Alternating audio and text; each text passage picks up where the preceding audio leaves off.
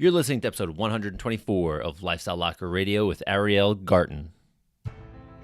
And ultimately, the brain-computer interface system turned into this device that did the best thing that I could think of helping people do, and that was teaching them to meditate.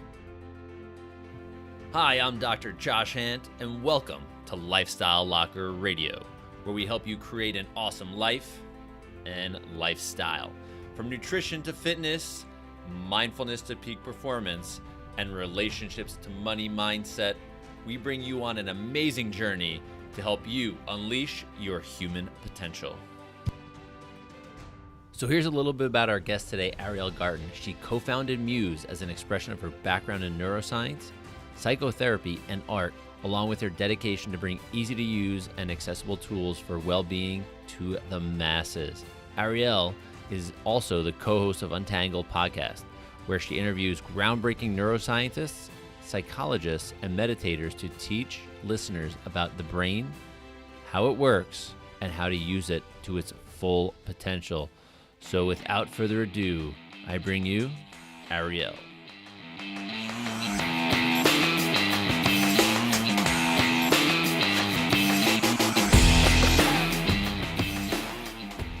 Okay, everyone, in the locker room today, we've got Ariel. She is a superstar, a huge superstar in the world of meditation and neuroscience and brain function. So welcome. Thank you so much. That's such a sweet introduction. Well, I'll tell you what. Going and researching you after I found out who you were, I was so excited. And the first thing that came up when I put your name into Google was Canadian artist. And I'm like going, hold on, I think she's did I find the right person? So tell us about, Canadian artist to now the Muse headband to neuroscience to changing people's lives around the world. Well, I've always been fascinated with how the world works, both from an art perspective, an emotional perspective, a shift of perspective, and from a brain perspective. So art is kind of how you can see and process the world, or how you can help somebody else see the world through the art that you create. And science helps you see the world in an entirely different way and helps you understand how it works. And neuroscience particularly was the intersection of those two things for me, because it helps understand perception and how it is that we see and frame and understand the world around us. So I've done many, many things throughout my lifetime. Entrepreneur throughout, always with this sort of big vision of what I want to do and what I want to create. I started working in research labs when I was a teenager. I worked at embryonic stem cell research when I was 17. Wow. At the same time, Holy moly.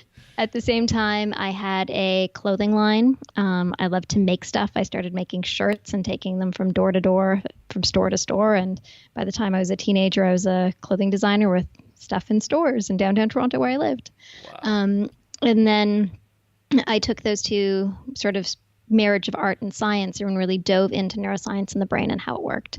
And I started working with Dr. Steve Mann. He's the inventor of the wearable computer. He's basically the guy that made Google Glass before Google did. And he had an early brain-computer interface system. So a little EEG that you'd slip on the back of your head.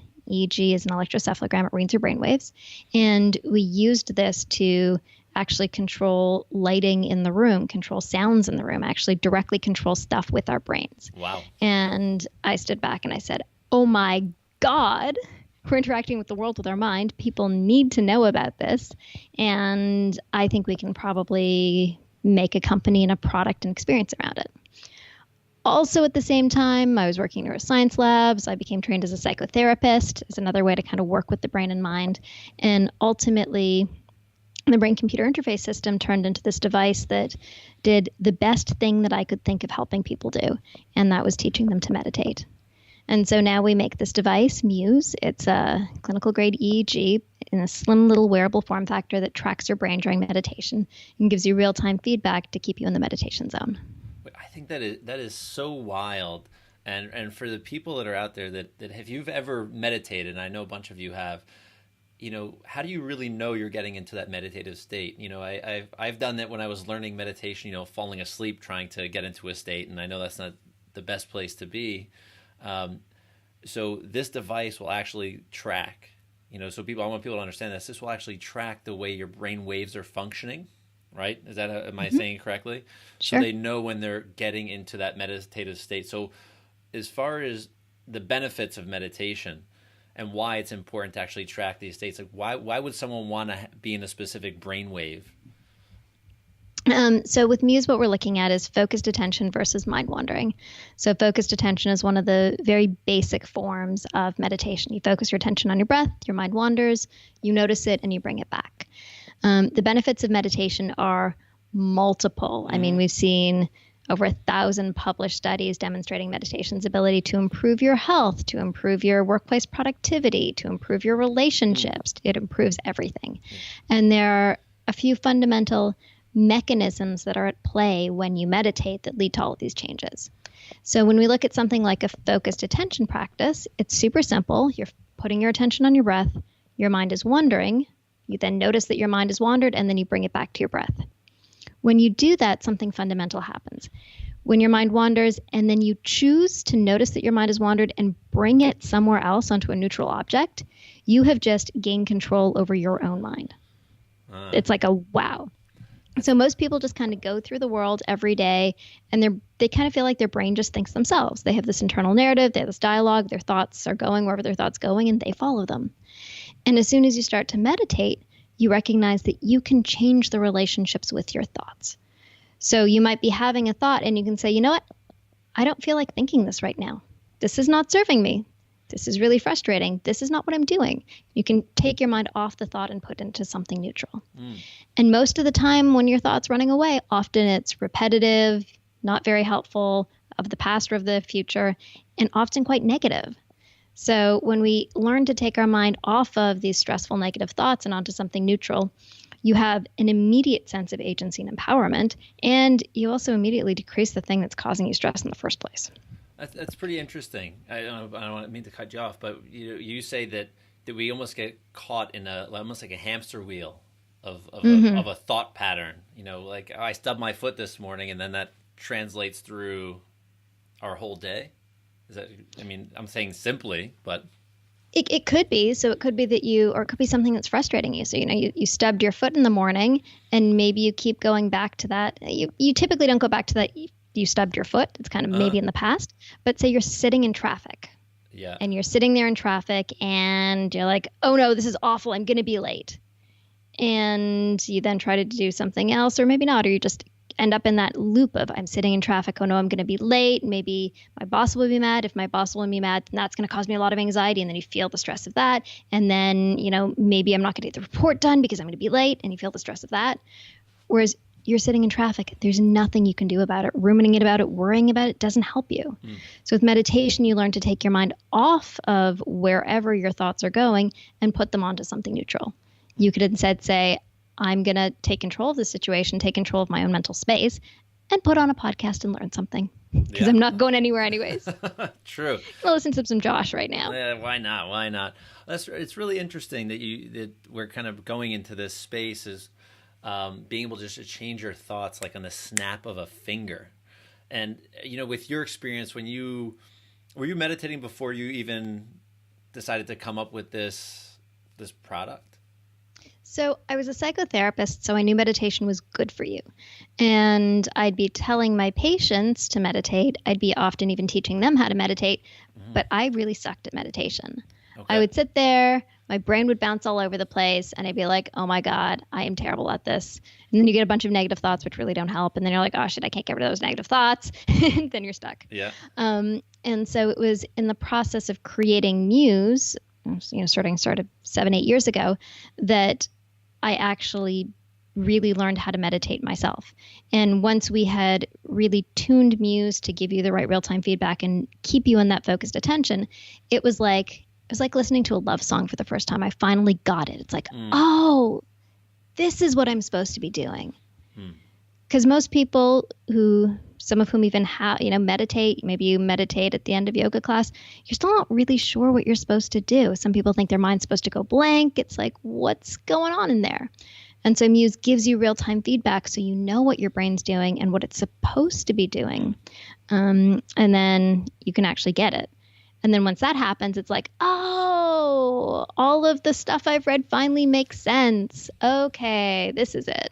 Okay. And then so since you've been practicing with Muse for how long now? How many years? Well, it officially came out in 2014. 14. Okay. So we've been practicing now almost 5 years, right? Yep.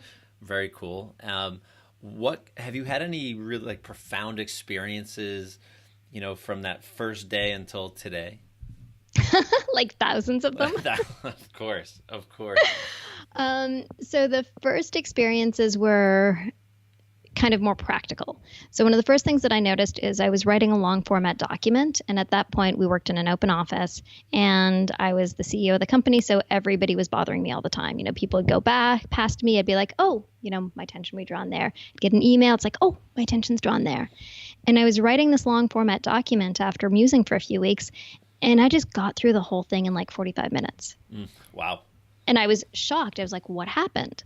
Well, it turns out when you learn to notice your distractions and then choose to come back to the thing in front of you, you become super productive and super efficient because we're actually constantly micro procrastinating. Our brain goes somewhere else like, oh, I'm kind of hungry. Oh, I should talk to that person. Oh, and then you lose the focus of where you are. And so when you can instantly catch it and instantly return, you become so focused. It's amazing. That's really neat. And I never even thought of it that way, that it helps you just stay, like it keeps you in your lane of focus.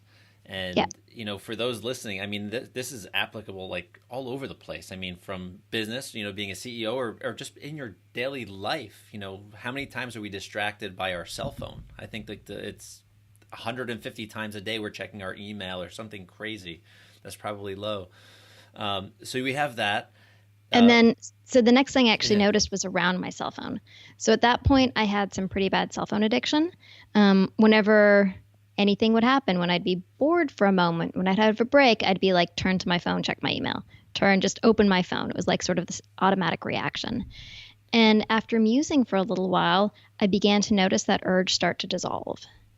And so, or I'd like have the urge momentarily to check my phone. And then I'd be like, you know what? I don't need to. I can just come back to what I'm doing. I don't need to. I can just stay in the moment. And so all of those avoidance behaviors, because checking my phone really was an avoidance behavior, I'd feel like this little nudge of like anxiety or frustration or anything, and I just want to go to my phone. I'd feel those slight sensations, and then they just sort of be like, nope, don't need you, and fizzle away. And so what was initially this kind of productivity hack then really became a sensitive emotional hack. So the phone stuff was amazing. And then I started to really feel my emotions in a different way.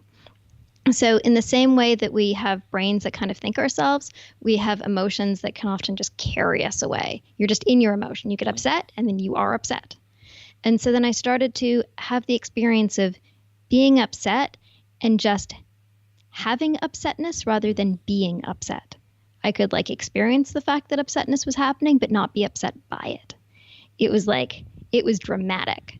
So I'd be in a situation where I was going to have in a tiff with my husband and he'd say something that inflamed me. And rather than instantly responding with like anger or defensiveness, I would be like, whoa, that thing that he said just made me feel this thing. Okay, that's weird.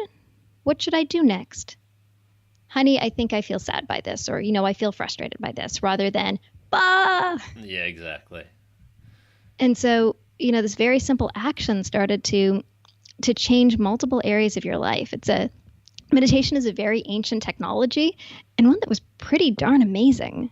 Yeah, just from your experience, just the way you're going through it, I never thought of meditation in these ways, as a focus a focus machine, as a time management tool. Like, not that the meditation is the time management, but it's helping you avoid distractions and stay. I think it's so neat, and making you think sometimes before you act. That's absolutely huge. And I want to ask you one question before because I'm sure we can keep talking here about this topic. Our audience, we're talking about the mind, but with these experiences you're having, you're affecting your whole physiology and your whole body, not just what's in between your ears, which is the most powerful thing that we know of at this point, but that controls everything else. So, absolutely. Right. The mind-body connection is very strong. Yeah. And so when you start to have these kinds of releases and these shifts, you start to notice the tension starts to dissolve in your body. So you don't feel pain as much. Or if you have pain, you shift your relationship to that and you're not as bothered by it. There's an amazing study from the Partners Healthcare System, and that's like Women's Brigham's Hospital, Mass General, all the big Boston hospitals. And they taught people an 8-week relaxation course. And this was, I think, 4,000 people took this 8-week relaxation response course. And after 1 year, they had almost a 50% decrease in their healthcare usage. Very cool. So 8 weeks of relaxation response, essentially yoga and meditation, saved them 50% of going to the doctor, having illness, etc. It's a dramatic shift when you change the relationship between your mind, your body, your thoughts, and your emotions. Yeah. So who would, this is neat. We're talking about people that are in hospitals that are having huge benefits. So when I'm thinking of the Muse now, like who should have one? So we have hundreds of thousands of people that use Muse every day. There's over, I think, 70 million minutes of meditation with Muse so far. Holy cow. Yeah, so lots of people data have it. Too, so you can see see people's minds changing. Yes, and you can actually see when you meditate, you can see your own mind changing. You see yourself getting better and better at it and how your brain shifts and changes. And in terms of who uses it, it ranges widely. So we have school systems that use it. Kansas State University did a study with grade 8 students, and they saw something like a 70% decrease in being sent to the principal's office. Holy cow. I was going to say, like, I was thinking next question, like, what's the youngest someone can use it? So we officially say 13, okay. But we have lots of parents that use Muse with their kids, whether your kids are teenagers or, 8, 9, 10. We have families that Muse together that compete with one another for their meditation. It's a great way to get kids into meditation. And then we find that when one comes into the household, like maybe mom will bring it home, then dad will steal it, then the kids love it, then you have to get one for everyone so you can do it together. So it really becomes this family affair. I think that's really neat. It's, I love tracking things. I wear multiple different devices that are tracking different things daily. And I'm wondering, and I'm not sure if this is something that people do or have done. I know that it's designed for meditation. Can you wear it like throughout, like for a few hours a day and just see how your mind is moving without having that feedback? So we have another application that we've built, and it's called Muse Direct. And you can download Muse Direct, and there you can see your raw brainwaves. So you can see your alpha, beta, theta, delta, and you can see how they shift. Now, it's really hard to actually see something in your brain. There's some obvious stuff that you can see. When you close your eyes, your alpha waves will increase. We have lots of hackers who try to run experiments where, if I drink more coffee, what happens to my brain? Or if I'm playing the piano, what happens?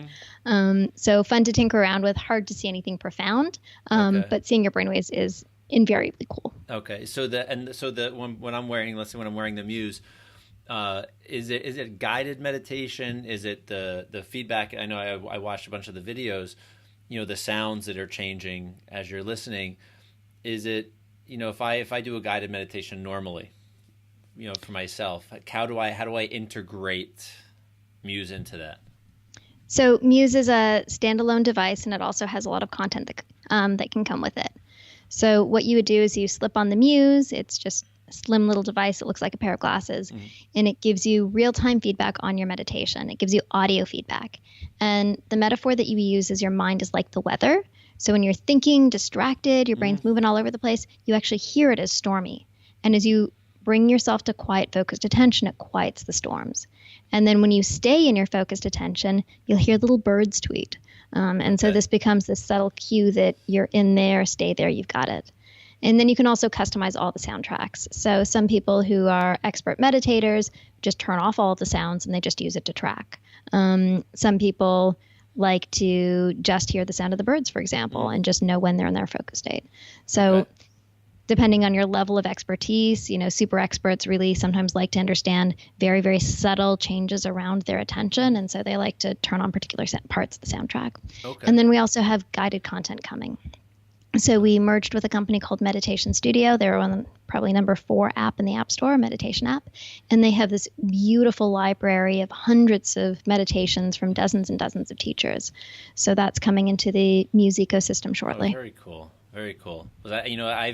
when I was taught meditation, it was always a guided. It was always, someone talking through. And I think the challenge for me, and I think the Muse would probably solve the challenge of, me being quiet with myself, by having that feedback where I'm getting into the correct, focus, if you will. So what I want to ask, I want to shift gears for 1 second and talk about athletes using Muse. I've been an athlete my whole life. I currently still am. I don't know what my next crazy event's going to be. I just did an ultramarathon in May. Not sure if I want to do something crazier. But how would an athlete use Muse for performance? So we actually have quite a number of athletes that use Muse, from soccer players to Major League Baseball players to, should I say, Super Bowl winning football players. Yeah. Muse is an integral part of a lot of athletes' meditation practices. Meditation is huge for athletes now, and the ability to actually use a Muse with your coach or with your trainer and be able to track and see your progress is huge for a performance-oriented athlete. We actually have a dashboard called Muse Connect, where coaches can even see all of their players or all of their teammates and track how their meditation practice is going and ensure that they've been doing it. So it's something that we use with athletes as well as with corporations. Accountability. I like that. That was very totally cool. Accountability. Yeah. So like even in a company, you can run a meditation challenge and you can all form into teams, and the team that meditates the most or gets the most minutes of meditation gets a free lunch or a vacation day. Yeah. Wow. Okay. That's really neat. So just back with the athletes for a second. I love that tracking. I love how you can have that for a team. So they're using I'm trying to think how to say this. What benefits do the athletes notice? Like when the responses you've gotten or your company's gotten, your team's gotten. What are people saying? Like what are athletes saying about using it? We hear a lot of things. So one is, and there's this beautiful quote from he was actually the silver medal winning Olympic skater. And he, prior to using Muse, what kept being thrown off of his skates by the audience. So when he would be not on the home ice, he'd be somewhere else, the stress of the experience or the stress of falling and stumbling would overwhelm him. And then after using Muse, he was able to maintain his focus and not get pulled by the emotional distractions of slipping up for a moment. So you're able to manage your emotions more effectively, and you're also able to keep your eye on the prize. So when you do this focused attention training, the net effect is you get super focused and you are very attentive. And, in a situation where you literally need to keep your eye on the ball and, respond quickly and efficiently, that's extraordinary training. That's neat. So it doesn't really make a difference what sport, whether it's skiing or skating or golf or hockey, it doesn't make a difference, right? I mean, it helps narrow that focus down no matter what. Yep. We also have lots of golfers that use it. Pro golfers. We're in Canada, so hockey's also big here. Yeah. That's interesting. I have to get my brother-in-law's on the PGA Tour. He's a Canadian golfer, and I'm wondering if he uses the Muse. I have to find out. I have to ask him, and if not, I got to make sure he gets one, because I watch him go through his evolutions. He's done some really cool stuff with neuroscience and testing for himself for balance and coordination, but I don't know if he's taken it to this level yet. So, bring them on in. Muses are easy to get. Exactly. So I want to talk about the product a little more for a second, because when I was poking around on the website, I see you have two of them, the Muse and the Muse 2, right? Mm-hmm. What would lead me to buy one versus the other? So with Muse 1, you get real-time feedback on your brain, and that's phenomenal. With Muse 2, we've expanded that to give you real-time feedback on your breath, your body, and your movement. Oh, wow.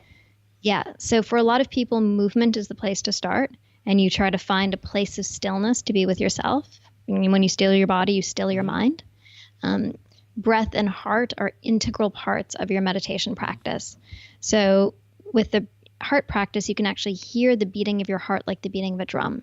So you're actually able to hear each and every beat of your heart and begin to hone this process of understanding your emotional state and understanding your stress state based on your heartbeat. And you can hear when it's going faster, when it's going slower. And so then when you're in the real world and all of a sudden a situation is causing you some triggers, you instantly know because you hear your heartbeat.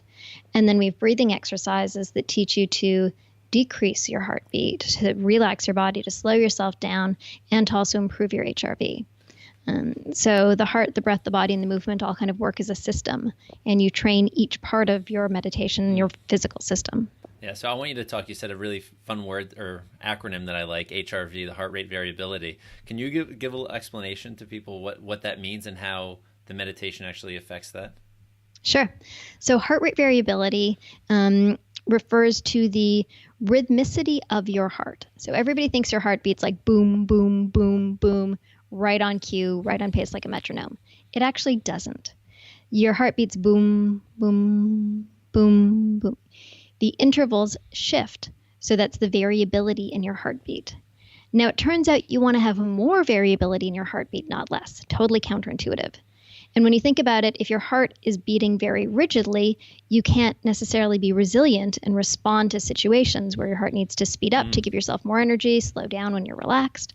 So you want to increase your heart rate variability. Yeah. And so in Muse, we let you hear your heartbeats and understand, its subtle rhythms. And then the breathing exercises we give you also help you increase the variability of your heartbeat. And it turns out that heartbeat variability is incredibly important. When somebody ages, for example, your heart rate variability decreases. When somebody's feeling not so great about themselves, their heart rate variability decreases. So there's all these indications that high heart rate variability, like athletes have, younger people have, et cetera, is healthy for you, and that's something that you can train. Yeah, I think that's really cool because, the studies I've done I've studied heart rate variability, and it's really neat the way your body responds to stress when you have a good heart rate variability or a high heart rate variability versus a low heart rate variability. And that stress response, hormonal, everything. It's pretty powerful. And then you're changing that with your mind. Yep, you're changing it with your mind and with your breath. Yeah. So our body works together as a system. It's pretty extraordinary. Yeah, and then because you mentioned heart and mind, and what I've learned a little bit. I'm not an expert by any means, but is that what you're talking about? Coherence. Coherence is more the relationship between your heart and your breath. Heart and mind, I was talking more about the mind-body relationship in general. Okay. So when you think a stressful thought, your heartbeat increases. These relationships are very direct. Every time you breathe in, your heartbeat increases. When you breathe out, your heartbeat decreases. Okay. This is something very few people know. But that's why a slow, controlled exhale relaxes you. It decreases your heartbeat and sends signals to your whole body that you can now relax.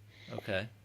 So there's a system at play between your mind, your breath, and your heart that allows you to enhance your relaxation, or can cause you to get ramped up into stress. As you breathe more shallowly, you go into sympathetic nervous system. Your heart beats faster. It triggers more stressful thoughts because you feel stress in your body.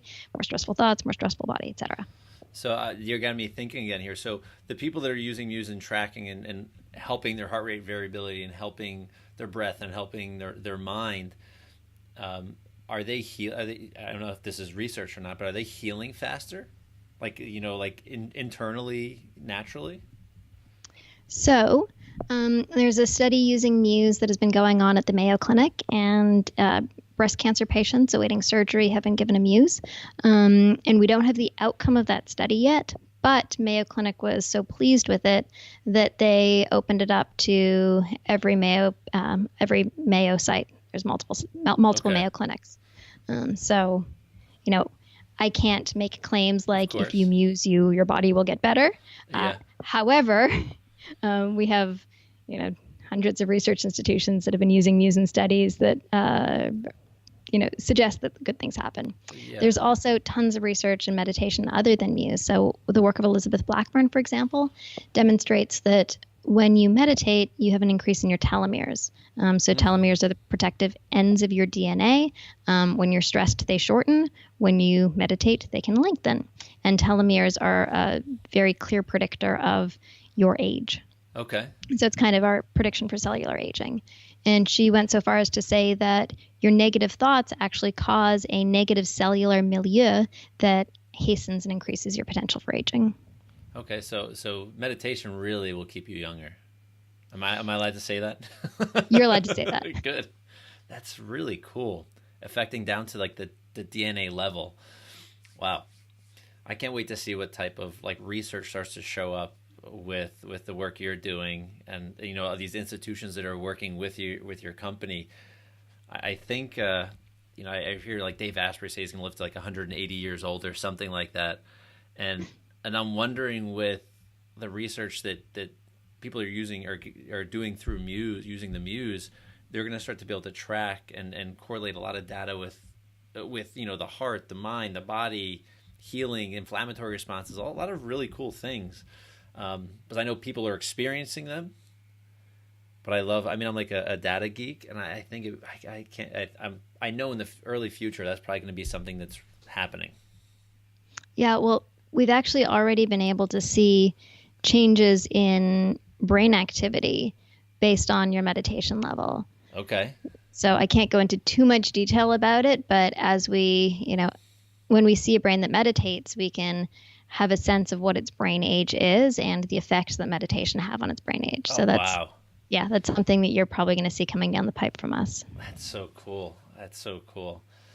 I mean, I don't even know what else to think about here. You're kind of blowing my mind here. My mind's going in circles. It's not wandering, but I'm thinking of the next thing that we can talk about here. We can talk about what happens in the mind during meditation. Yeah, let's do it. Let's dive in. Okay. So there are a few things that research has demonstrated happen in the brain while you meditate. Mm-hmm. And so one is your prefrontal cortex can maintain its thickness. So bad news, as you age, your prefrontal cortex thins. As you're able to maintain a long-term meditation practice, you can potentially maintain the thickness of your prefrontal cortex. And your prefrontal cortex is basically the attentional control center of your brain. Okay. There's one study from Dr. Sarah Lazar, and there was a 50-year-old meditator who had the prefrontal cortex thickness of like a 25-year-old. Oh, wow. Okay. So, yep. So young brain, and particularly the part of your brain that deals with organization, planning, attention, kind of the important stuff. Yeah. You also see a decrease in the activity of your amygdala. So the amygdala is the fight or flight response. It's the thing that's always scanning for danger and creating all that sense of fear in your body. And a long-term meditator has a down-regulated activity of its amygdala and also potentially decrease in the size of the amygdala. So that sense of like calm and peace that you get is reflected in the brain. Wow. Yeah. In meditators, you can also see an increase in a place called the temporal parietal junction, and that is responsible for empathy, compassion, and perspective taking. And so you see increases in activation in that area in some long-term meditators. Wow. So and how are they doing this research? I mean, these people probably have wires coming out of all parts of their head. Yes, this is EEG and MRI research. Okay. That's neat. So so that's where they're seeing the physical changes in the actual brain through MRI. Yeah, through MRI, you can see an actual change in the size or the thickness of a brain region. And are they, and you may know this, are they using? I know functional MRI is the other way they can look at the way the brain moves. Have they done any testing with that with meditation, meditators? So there's fMRI studies and MRI studies. So functional MRI is when you're doing it through an activity.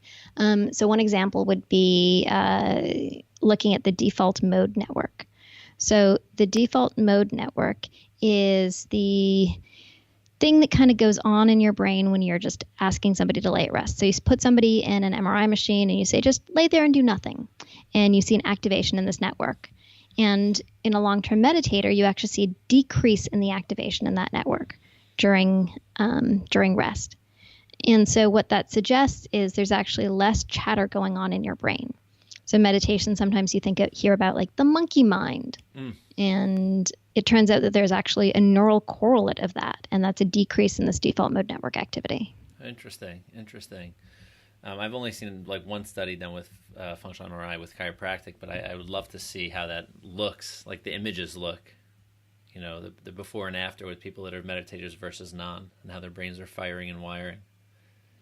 Yeah, there's a ton of research out there. Do a Google neuroscience meditation fMRI. We'll have to do that. I'll put some of this stuff in the show notes for everybody.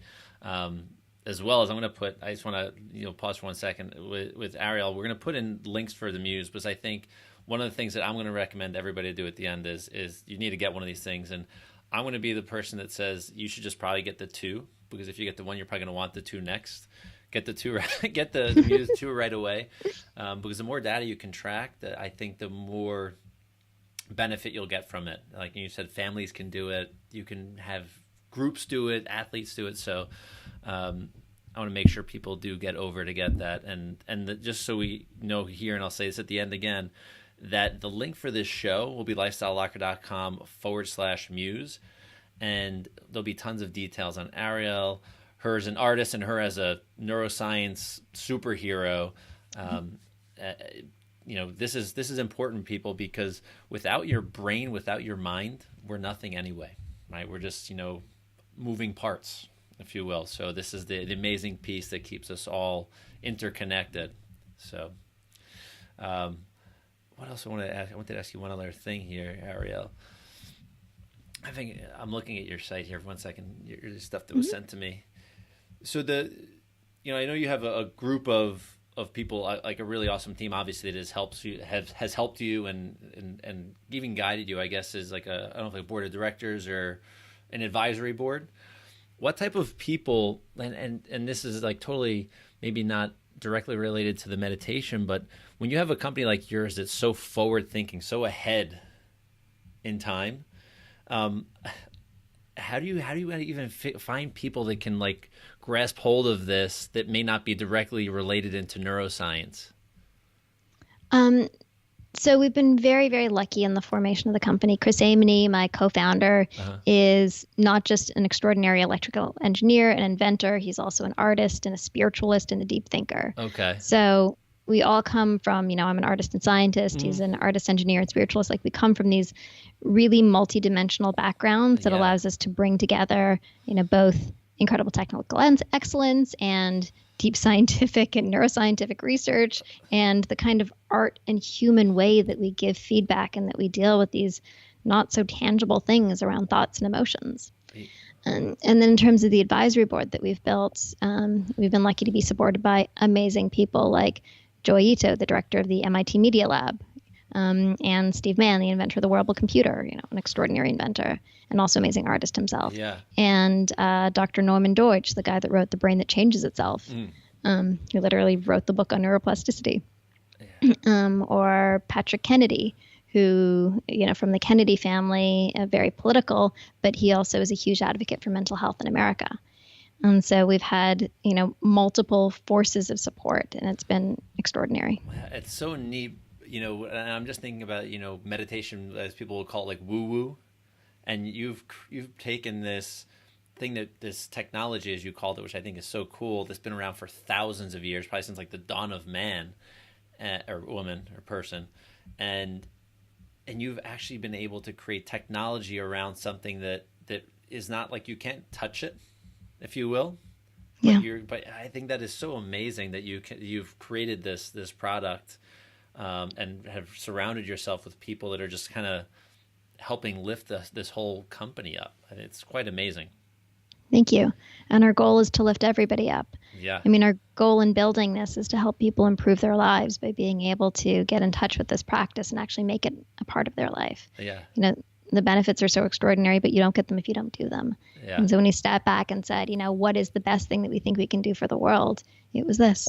That's amazing. And I think it's a noble thing. And the power that you put behind it and the gamification, if you will, is so important, because I think you're going to attract younger and younger and younger people to start this practice like early in life, not waiting till 30, 40, 50, 60 years old to go, maybe I should start meditating.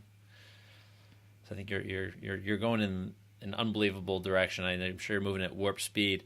And I have one other question, because I was thinking this before we got on our call, and I maybe even asked it a little bit. Is there any thought of having, because I know some meditation headband, of having a headband that you can wear like as an active person, like throughout your day, to see where, those brain waves or where the mind goes? Yeah, so that's using Muse Direct. That's the Muse Direct. Okay. Yeah. Can you like, if I were to go for a run, would I be able to wear it? Would it stay on my head, do you think? Or I need to wear like a bandana or something? It would stay on your head when you ran. You could put in bandana or a toque or a hat over it. Okay. Running is hard because something where you have so much movement is going to damage the delicate electrical signal. Okay, then I wouldn't We're do picking that. up, Okay, tiny, fair tiny, enough. tiny, quiet little whispers from your head. Got it. But quiet activities where there's not a lot of physical or muscle noise, those are good places to play and experiment. Okay. But I just think it's really neat. The technology is so cool, and I really cannot wait to get one and start really diving deep. Take my meditation to that next level, whatever that even means for me. But I'm sure it's going to be profound. I can't wait. So I want to thank you so much, Ariel. This is a very awesome, very cool conversation. I think our audience is going to absolutely love you and love what you're doing for the world. So I appreciate that. Thank you. My joy and pleasure. Thank you for giving me the chance to share and inspire. Oh, you did a phenomenal job. Wow. I'm just kidding. Those are my brainwaves coming through. Just kidding. I know you definitely loved that episode with Ariel. What an amazing human being. Created such a cool device that I can tell you that I got one after the show. And holy cow. So cool to actually see how my meditations are actually going. I've done it with the sounds on, the sounds off. The feedback is really cool. I guess that's why they call it neurofeedback. You're able to start to train your brain. And I urge all of you to go get one. If you're not meditating yet, look at every successful person. And success can be measured many different ways, but people that are successful in life, period, are meditating. They all do. All the research shows that. So I want you to be ultra successful. I want you to meditate. So go out and get a Muse. And Ariel and Muse were so generous that they gave me a nice coupon code. And I'm going to share the link below in the show notes. So when you scroll down the show notes and look, click the link. That link will take you over to their website so you can actually purchase a Muse, and you're going to get 15% off at checkout. Yes, 15% off. So I'm very grateful that she has done that for our audience. So go ahead and get one. Holy moly. You will love it, and you will use it every single day. I meditate twice a day. I at least use it for one of the 2 times, and it's so cool. So that being said, if you have not yet given us a 5-star review on iTunes, head over there now and do that for us, pretty please. I greatly appreciate that. And if you really enjoyed this episode, please share it with other people because they need to be helped as well. They love consuming content. And you know what? If our mission is to help millions of people around the world get healthy and stay healthy and live their most awesome lifestyle, you're a big part of that. So I appreciate all of you very much. All right, have a great day, evening, or night. We'll see you on the next episode. Bye-bye.